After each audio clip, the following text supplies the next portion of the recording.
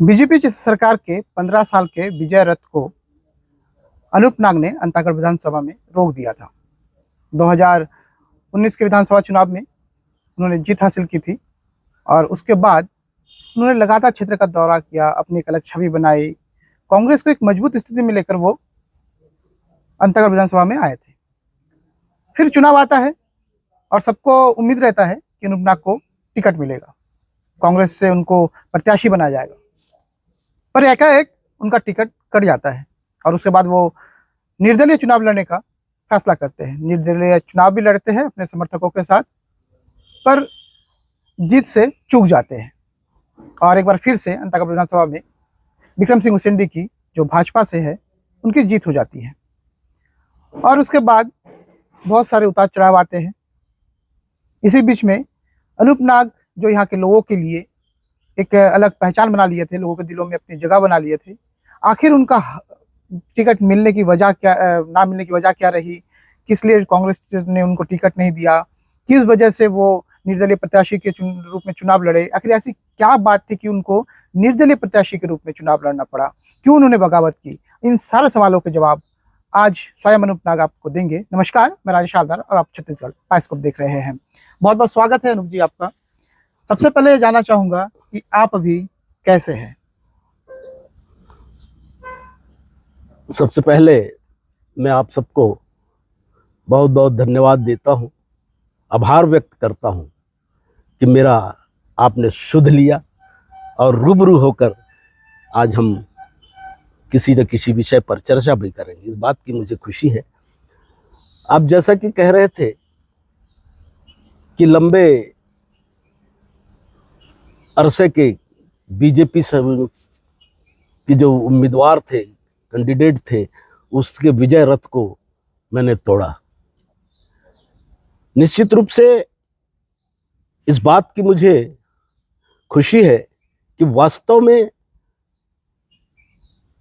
विधानसभा election के बाद जब हुए, हमारे अंतागढ़ विधानसभा क्षेत्र में भारतीय जनता पार्टी का ही जनप्रतिनिधि हुआ करते थे। हमारे कांग्रेस पार्टी से भी उम्मीदवार हुए, मगर उन्हें सफलता नहीं मिली, और मिली भी तो उसके बारे में मैं कहना नहीं चाहता, आप सब क्षेत्र के लोग जानते हैं। और उस विजय रथ को वास्तव में मैंने तोड़ा और इसी भावना से मैं जनता जनार्दन को बहुत बहुत धन्यवाद देता हूं, प्रणाम करता हूं कि लंबे अरसे के बाद मुझ जैसे व्यक्ति को यहाँ का प्रतिनिधित्व दिया। और इसीलिए मैं बड़े ईमानदारी के साथ आज मैं कह रहा हूं, पूरे मेरे कार्यकाल 5 वर्ष पूरे विधानसभा क्षेत्र में मैंने भ्रमण ही नहीं किया, बल्कि कुछ काम करके भी दिखाया और हमारे क्षेत्र की जो जनता को जो उनकी वाजिब मांगे थे, उनके जो मूलभूत सुविधाएं हैं, उन्हें दूर करने का प्रयास किया। विशेषकर मैं परलकोट क्षेत्र में बहुत समय दिया और अगर आप क्षेत्र में घूमते होंगे तो मेरे कार्यकाल के ऐसे बड़े बड़े कार्य भी दिखते होंगे। और मुझे इस बात की संतुष्टि है कि मैंने, जनता ने मुझे एक मौका दिया, अवसर दिया, उसमें मैं खरा उतरने की कोशिश किया बड़ा ईमानदारी के साथ। अब दूसरी बात, टिकट कटने की। आप लोगों को मालूम है, बड़े मुझे बताते हुए हर्ष भी हो रहा है कि लोग अपने टिकट की मांग को लेकर रायपुर, दिल्ली दौरा करते थे, घूम रहे थे, और मैं क्षेत्र में घूम रहा था। मैं आश्वस्त था कि मैंने काम करके दिखाया है, लोग मुझे चाहते हैं और टिकट मुझे निश्चित रूप से मिलेगी। और इसलिए उन दिनों में भी मैं क्षेत्र में चलिए, आप कह रहे हैं कि आपने ईमानदारी से काम किया, 5 साल तक आप जनता के बीच में पहुंचे और आपने कई सारे क्षेत्र में कई सारे विकास कार्य भी किए। पर क्या जो बड़े नेता थे आपके कांग्रेस पार्टी के, क्या वो आपसे खुश नहीं थे? जनता को आप बोले कि जनता खुश है, लेकिन यहाँ पर बड़े नेता खुश नहीं थे क्या आपसे? मेरे प्रदेश स्तरीय शीर्ष नेता सब इस बात को अनुभव करते थे कि मैं जनता के हित में पूरे 5 साल क्षेत्र में काम किया है, भ्रमण किया है। परंतु मुझे इस बात का अफसोस है, दुख के साथ मैं कह रहा हूं, स्थानीय कुछ नेता स्थानीय कुछ नेता वो चाहते थे कि अनूप नाग को भी अपने जेब में रख के हम अपने मन मुताबिक कुछ काम करें या करवाएं, और बार बार प्रदेश स्तरीय हमारे शीर्ष नेताओं को मनगढ़ंत झूठी बातें बता बताकर मेरे खिलाफ एक वातावरण तैयार किया, और अंततः मैं टिकट से वंचित हो गया। तो बार टिकट से वंचित हो गए। हाँ, कांग्रेस पार्टी के शीर्ष नेताओं ने आपका, इसमें जो बड़े नेता है उन्हीं का हाथ रहता है टिकट देने में या ना देने में। तो जनता भले यहाँ आपको सपोर्ट कर रही थी, आपका कहना है, लेकिन जो बड़े नेता है वो आपको सपोर्ट नहीं कर रहे थे। बड़े नेता भी मुझे सपोर्ट कर रहे थे, मगर झूठ को बार बार बोलने बताने से शीर्ष नेता लोग भी भ्रमित हो गए। और मुझे आज इस बात की खुशी है कि ये वही नेता जो आज जेल में है। अब मुझे हमारे शीर्ष नेताओं से, कांग्रेस पार्टी से मुझे कोई गिला शिकवा नहीं है। जो मेरे साथ अन्याय के आज जेल में है, कुछ बचे हैं, उनको मैं ईश्वर के ऊपर छोड़ दिया हूं कि न्याय मुझे मिला है और थोड़ा बहुत बचा है वो मिलेगा। तो अनूप नाग का कहना है कि मैंने अपने जनता के दिलों में, परगपुर क्षेत्र के जनता के दिलों में अपनी जगह बनाई है, उनके दिलों में अपने लिए प्यार जगाया है। क्या यहाँ के स्थानीय नेताओं के दिल में अनूप नाग अपने लिए प्यार नहीं बना पाए, जगह नहीं बना पाए? क्या कारण रहा? जहां व्यक्ति विशेष को स्वार्थ जब पनपता है किसी व्यक्ति के ऊपर, तो ऐसे ही परिणाम आते हैं। नगर पंचायत पखांजूर में क्या मैंने काम नहीं किया? पूरे क्षेत्र में काम नहीं किया, मगर उनका एक निजी स्वार्थ जब पूरे नहीं हो रहे थे, तब ये अनर्गल, अनावश्यक आरोप प्रत्यारोप लगाकर मुझे टिकट से वंचित करवाए। आज वो ऐसी कौन सी रिपोर्ट गई होगी अनुप जी कि आपका टिकट ही काट दिया पार्टी ने? ऐसा कौन सा रिपोर्ट इन्होंने भेजा होगा कि आपका टिकट जो है वो कांग्रेस पार्टी ने सिरे से काट दिया है? जैसा कि मुझे बाद में ऐसा पता चला कि ये 5 साल हमारे विधायक, जो वर्तमान विधायक जो हैं अनूप नाग, ये 5 साल अपने घर में ही बैठा रह गया, कभी क्षेत्र में घूमा ही नहीं, कोई काम ही नहीं किया। इस सवाल का जवाब तो मैं आपसे भी चाहता हूं। क्षेत्र की जनता भी जानती है, क्या मैं 5 साल अपने घर में बैठा रह गया, काम नहीं किया? बड़े बड़े नदी नाले में पुल पुलिया और मूलभूत पानी पीने की व्यवस्था, आवागमन की व्यवस्था, ये क्या मैं अंतःगढ़ में बैठ के रह के ऐसा हो गया? तो अनूप नाग का कहना है कि अनूप नाग जो है कांग्रेस पार्टी से प्यार करते हैं, अनूप नाग का कांग्रेस पार्टी के ऊपर भरोसा है, उसके शीर्ष जो नेता है उनके ऊपर उनको भरोसा है। पर जब उनका टिकट कटता है, तब उनमें ऐसी क्या बात आ जाती है कि वो पार्टी के विरोधी चले जाते हैं? पार्टी में रहकर समर्थन कर सकते थे, चुनाव में जिस कैंडिडेट को मिला टिकट उसका समर्थन कर सकते, तो आपने विरोध क्यों किया? आपने पार्टी से बगावत क्यों की? मैं पार्टी से बगावत नहीं किया, बगावत नहीं किया मैं। तो निर्दलीय चुनाव तो आप लड़े ना, निर्दलीय चुनाव जब ये बगावत नहीं है, अन्याय के खिलाफ मेरा एक कदम है। मेरे स्वर्गीय पुत्र के ऊपर आरोप लगाकर इस टाइप के बात किए, जिससे मेरे दिल में धक्का लगा है। आज भी मैं उसको झेल रहा हूं, उस तकलीफ को। मैं उसके बारे में और ज्यादा नहीं बता सकता। कोई जवान बेटा, इकलौता बेटा जो स्वर्गवासी हो गया है, उसके ऊपर उंगली उठाते हुए मेरे ऊपर आरोप लगाए तो कौन बाप सहन करेगा? कोई नहीं सह सकता। तो जब आप निर्दलीय चुनाव लड़े तो आपको क्या उम्मीद थी कि आप जीतेंगे? जीत हार की मैं उम्मीद नहीं किया था। मैं तो ये मेरे खिलाफ जो षड्यंत्र करके टिकट से मुझे वंचित किया गया था, उनको एहसास दिलाना चाहता था कि मैंने इतना मेहनत करके क्षेत्र में विकास किया है। अगर मुझसे बेहतर कोई व्यक्ति को आपने चयन किया है तो आगामी रिजल्ट विधानसभा इलेक्शन में देखा जाएगा कि कौन बेहतर है। तो अनूप नाग अगर विरोध नहीं करते, अनूप नाग अगर निर्दलीय पर्चा नहीं भरते, अपना नामांकन नहीं भरते, चुनाव नहीं लड़ते, तो कांग्रेस पार्टी यहाँ जीत भी सकती थी शायद। बिल्कुल नहीं जीत सकती थी, बिल्कुल नहीं जीत सकती थी। एक गांव का सरपंच चुनाव 600 वोट से हारने वाले को विधानसभा, जो मेरे खासकर विधानसभा अंतागढ़ इलाके के हमारे क्षेत्र के लोग बहुत कम लोग जानते पहचानते थे। ऐसे लोग कैसे जीत तो जाते? अनूप नाग को टिकट मिला तो अनूप नाग जीतते। वो, मैं जीत हार की बात नहीं कर रहा हूं, मैं तो अपनी क्षेत्र में विकास और मेहनत की बात कर रहा हूं कि बहुत मैंने काम किया था और उसी के बदौलत मैं जीत सकता हूं। ये भावना, ये उम्मीद करके मैंने चुनाव लड़ा। तो अनूप नाग कहते हैं कि मैंने विकास कार्य किया, पर कई बार इल्जाम भी आप पर लगते रहे, बड़े बड़े आरोप भी लगते रहे कि आपके नाम पर आपके जो यहाँ के जो स्थानीय जो कुछ नेता है वो पैसे की उगाही करते थे। तो इस तरह के आरोप पर आपका क्या कहना है? मैं तो जब ऐसा बात सुना उस समय से ही पूरे इलाके में घूम घूम कर यही बात करता था कि अगर मेरे नाम से कोई उगाही किया है तो मेरे सामने आके आमने रूबरू होके बात करे। ये जो मेरे टिकट से वंचित करने वाले लोगों का ही ये षड्यंत्र था। क्या यहाँ बड़े बड़े उद्योग चल रहे हैं? क्या बड़े बड़े यहाँ फैक्ट्रियां चल रही हैं जो मेरे आड़ में उगाही करेंगे?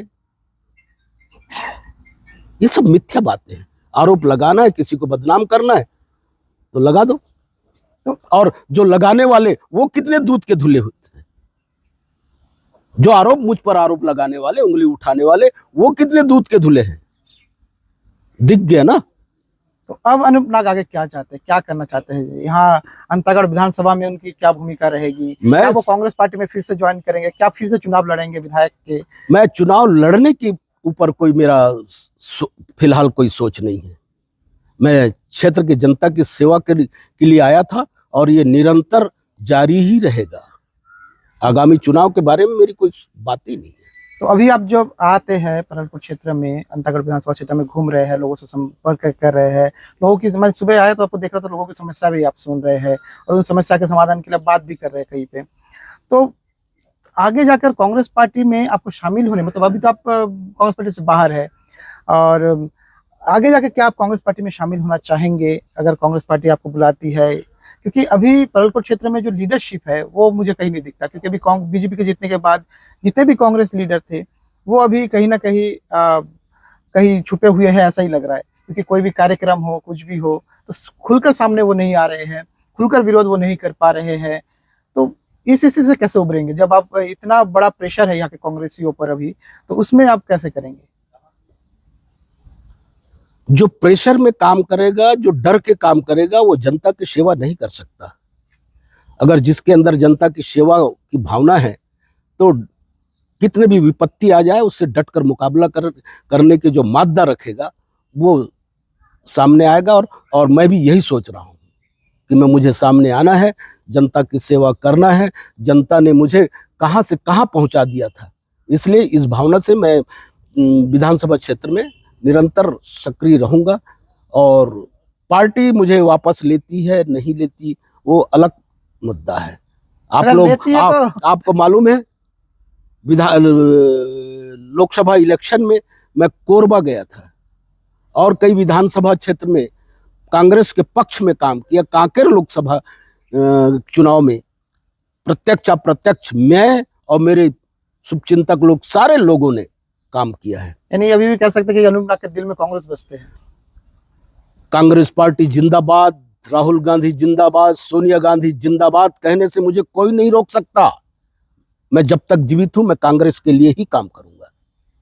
तो आगे चलकर आप क्या यहाँ पर करना चाहेंगे? इस क्षेत्र के लिए क्या खास करना चाहेंगे? अगर आप फिर से कांग्रेस में आते हैं, फिर से आप चुनाव लड़ते हैं, तो क्या मुद्दे रहेंगे? अभी तो छत्तीसगढ़ में भारतीय जनता पार्टी की सरकार है। यहाँ का प्रतिनिधित्व यहाँ का विधायक माननीय विक्रमदेव उसेंडी जी हैं। देखेंगे सरकार क्षेत्र की जनता के लिए क्या विकास करती है और हमारे क्षेत्रीय जनप्रतिनिधि क्या काम कर रहे हैं। अभी तो सुनने में आया है कि पूरे 5 साल यही भारतीय जनता पार्टी के लोग, एक दो मुद्दे ऐसे थे जिनको सुबह से लेकर शाम तक चिल्ला चिल्ला कर बोलते थे, गंगा जल पीकर आए हैं, बोलते थे कि शराबबंदी कर देंगे, शराबबंदी कर देंगे। मैं इन लोगों से पूछना चाहता हूं कि अब शराब भट्टी की व्यवस्था कैसी है? क्या बंद हो गए? अब तो सुनने में आया अहाता खोल दिए गए हैं, अहाता खोल दिए हैं।